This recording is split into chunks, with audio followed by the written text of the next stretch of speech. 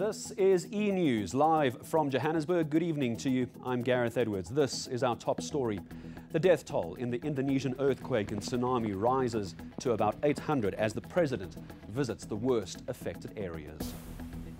Here at home, Deputy President David Mabuza has described the late Environmental Affairs Minister Edna Molewa as one of the ANC's strongest minds. He was speaking at a prayer service at their family home in Pretoria. We'll bring all that sport news a little bit later. First, Indonesian President Joko Widodo has surveyed the destruction caused by a 7.5 magnitude earthquake that triggered a tsunami. The death toll from that disaster has now climbed to over 800. He visited Palu. It's a coastal city on Sulawesi Island where most of the confirmed deaths have been recorded. Authorities, though, are now bracing this evening for much worse as reports are beginning to filter in from other areas which are cut off, particularly Donggala. That is a region of some 300,000 people and is even closer to the epicenter of the quake.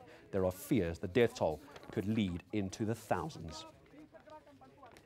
Well, Pope Francis has expressed solidarity with the inhabitants of Indonesia's island of Sulawesi. Authorities are fearing that the number is going to climb as those rescuers continue to struggle to reach the outlying communities cut off from all kinds of communication and help. Speaking to tens of thousands of people in St. Peter's Square for his Sunday address, the pontiff said he is praying for the dead, the injured, and those who have lost their homes. Dozens of people were reported to be trapped in the rubble of 2 hotels and a mall in the city of Palu, which was hit by waves as high as 6 meters following the earthquake. With most of the confirmed deaths from Palu, authorities are bracing for worse from those outlying areas, which, as I mentioned earlier, are closer to the epicenter of the quake. Well, let's come back home now. Free State Police have set up a task team to investigate 2 separate shooting incidents that left 4 people dead in Ficksburg. In the first attack, 3 armed men stormed a night vigil and began shooting at the mourners. A man died on the scene and a woman was killed by a stray bullet. The group then went on to attack and kill 2 men in their home on the very same night. A total of 6 people were wounded in both attacks. Earlier, we heard from the provincial police spokesperson Meqheleng and asked if border officials have been notified of possible suspects trying to flee the country.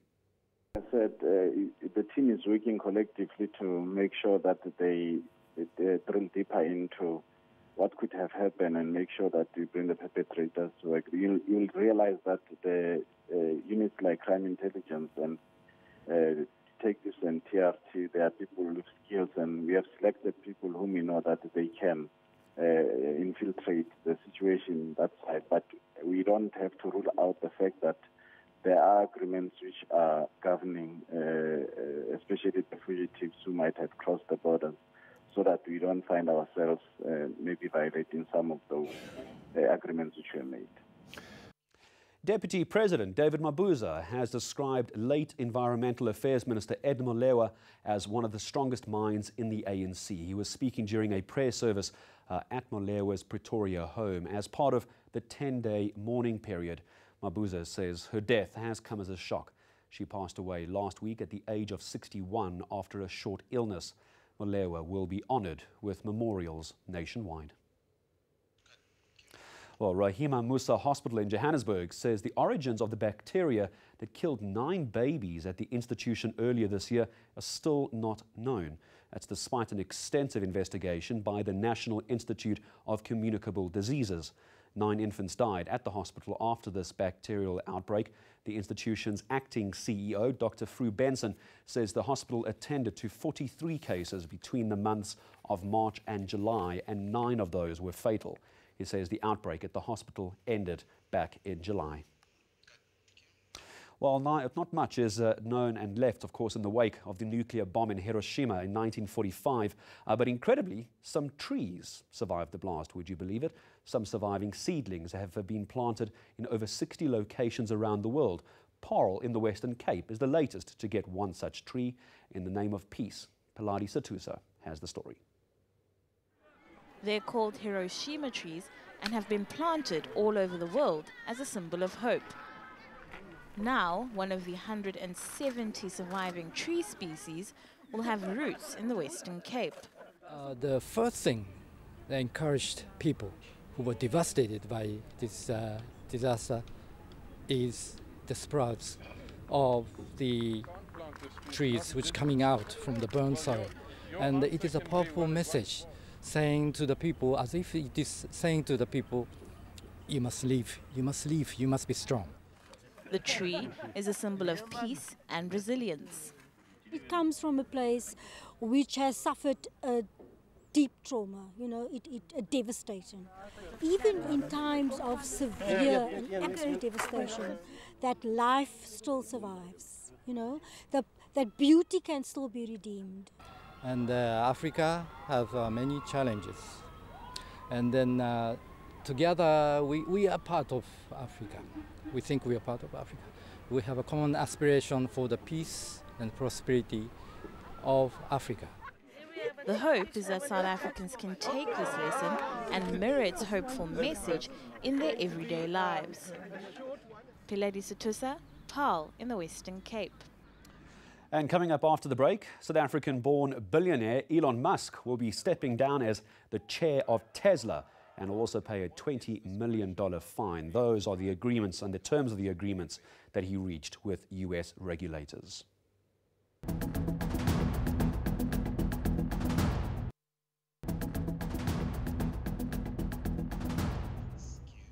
Welcome back to eNews at 7. The Zimbabwe government says it is in full control of the cholera epidemic.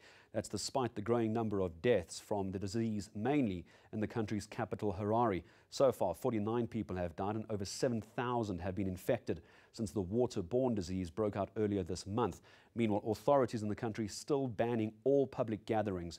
That remains in place. Our Zimbabwe correspondent, Pendai Dube, gives us the latest. Harare's southern suburbs of Glenview and Budiriro have remained hotspots of the cholera outbreak. Aging water infrastructure and the lack of investment in the sector has constantly placed millions of residents at risk of waterborne diseases. But Harare Mayor Herbert Gomba believes his team is in control of the situation. Very much our interventions have been working well, and if you look at the numbers, you can actually agree with me that it's under control and we are working hard to eradicate the problem. So many people have been assisting us since the outbreak started, and we are talking of World Health Organization,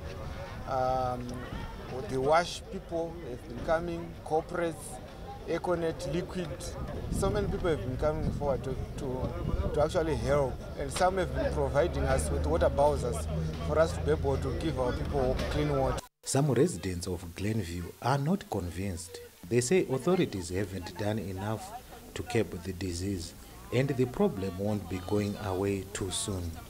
This area, we are in First Drive area, Glenview area 8. This area, it has been affected for a long time. Since 1980s, I was very young. I used to saw these sewages running in the roads.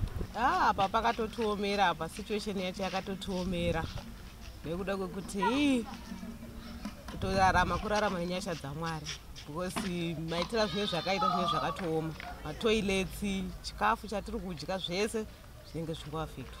Meanwhile, main opposition leader Nelson Chamisa led a cholera awareness campaign in the affected suburbs.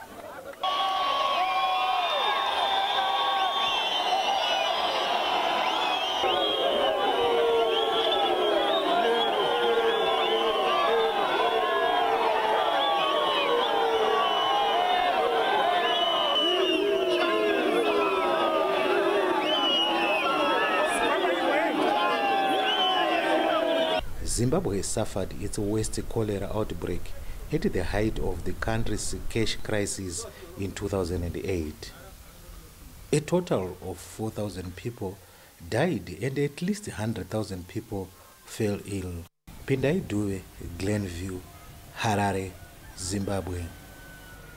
South African-born billionaire Elon Musk will step down as the chair of Tesla, and pay a $20 million fine. Those are the terms of an agreement reached with U.S. regulators. Now, the deal follows Thursday's decision by the Securities and Exchange Commission to sue Musk for alleged securities fraud. To remind you, it relates to an August tweet in which Musk said he was considering taking electric car maker Tesla off the stock market and into private ownership. He wrote, and I quote, that he had funding secured for the proposal. Shares in the company did briefly rise after the announcement, but later fell again. The SEC said those claims were false and misleading. Musk, however, does remain the CEO of Tesla. Brazilians pride themselves on being people who always see the best in any situation. With just a week to go before close to 150 million Brazilians decide who will take over the reins of that country, spirits among some are high while others are downright glum. Reporter Michael Apple and cameraman Joe Kamane are on the streets of Rio de Janeiro with this story. It's tough times in the samba capital of the world. The economy is struggling to grow and the upcoming election is dividing the country. While there's lots of presidential candidates, it's going to come down to Jair Bolsonaro, a conservative right-winger who's out in front in poll predictions, and trailing him, Fernando Haddad from the centre-left. We hit the streets of Rio to see what this Bolsonaro craze is all about. With Bolsonaro today in Brazil, we have hope. He's a military man. I totally support him. I used it to show my support for Lula on Facebook and social media, but that's changed. Bolsonaro is trying to take Brazil back into the past. He doesn't fight for democracy. For the last 30 years, he's worked as a federal deputy and has done nothing. It's completely amazing that you have this one candidate who basically has his own merchandise line. Dare I say it? It kind of feels like a cult. When the curtain comes down after the elections, Brazilians will have some way to go to bridge the many social divides, kickstart their economy, and put some positivity back into the character of every Brazilian. Michael Apple in Rio de Janeiro, in Brazil. After the break, we'll have your weather details for your week ahead, and then 120,000 distinguished gentlemen from around the world take to their bikes to raise awareness for health issues affecting men.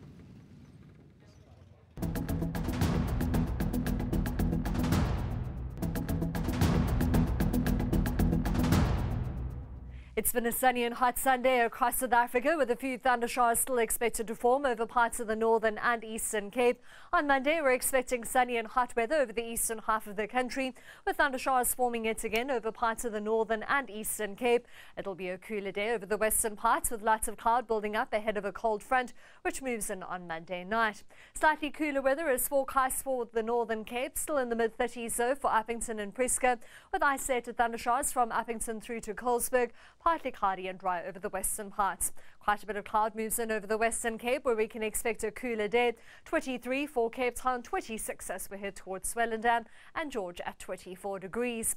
Hot as we head towards the eastern Cape, with up to a 60% chance of thunderstorms. 34 for Somerset, East and Umtata, 27 for East London. Sunny and sizzling hot throughout KwaZulu-Natal, quite a few of those highs in the mid-30s over the interior. Durban topping 30 degrees. Sunny and warm at 27 for Meqheleng and Ermelo, 31 for Bombela. Warmer temperatures are forecast for Limpopo with a sunny and dry day, 28 for Polokwane, but with the rest of those highs in the low 30s. Warmer temperatures are expected into northwest with a predominantly sunny day, 30 degrees for Meqheleng and Klerksdorp, and we stick it around that 30-degree mark for Bloemfontein, with some cloud expected over the western part of the Free State. It'll be a sunny start to the week for Gauteng, with most highs at around 30, Soweto topping 28 degrees. On Tuesday, thundershowers are still expected, mainly over the southeastern part of South Africa. You'll see hot weather over the northeastern part, with a particularly cool day in the south and the possibility of rainfall, and that continues through to Wednesday, with thundershowers from Kimberley through to East London and some rain and cloud into KZN. That's all from the Weather Centre for now. Have a great week. Thank you, Candice. Now, over 120,000 people put on their Sunday best to take part in the world's most popular motorcycle event. The Distinguished Gentleman's Ride raises funds and awareness for health issues affecting men, particularly prostate cancer and mental health. The streets of New York, London, Sydney and even Johannesburg were filled with motorcyclists for a 7th year. Mia Spies was there. Items such as suspenders, cravats and ties aren't usually expected at motorcycle events. But it's mandatory at the Distinguished Gentleman's Ride. This global event was held in more than 650 cities on Sunday.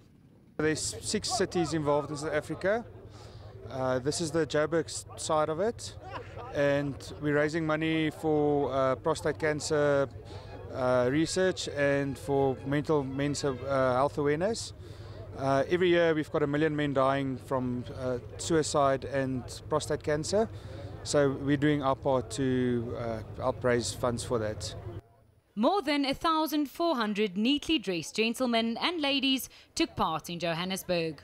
This event globally started in 2012. The organizer, Mark Haver from Sydney, started it there, and he saw a picture of Don Draper from Mad Men, and he was beautifully dressed in a suit on a classic motorcycle, and he thought it would be a great idea to get a lot of people dressed like that, all dapper, on classic style motorcycles, and to use that as a fundraising and an awareness of men's health campaign. Neville van Niekerk came all the way from Germany to support the cause that is near to him. I myself have bladder cancer in remission at the moment. My family, my father, a lot of my family have passed away also from starting with prostate cancer and that. So if I can at least put the message out to the people out there and say, guys, go do the finger test. It can be helped, can be cured. And also if you're in depression and you want to talk, we're out there all the time. The target is to raise at least 86 million rand worldwide. Mia Spies, Johannesburg. My thanks to the team behind the scenes. Have a good evening. Bye-bye.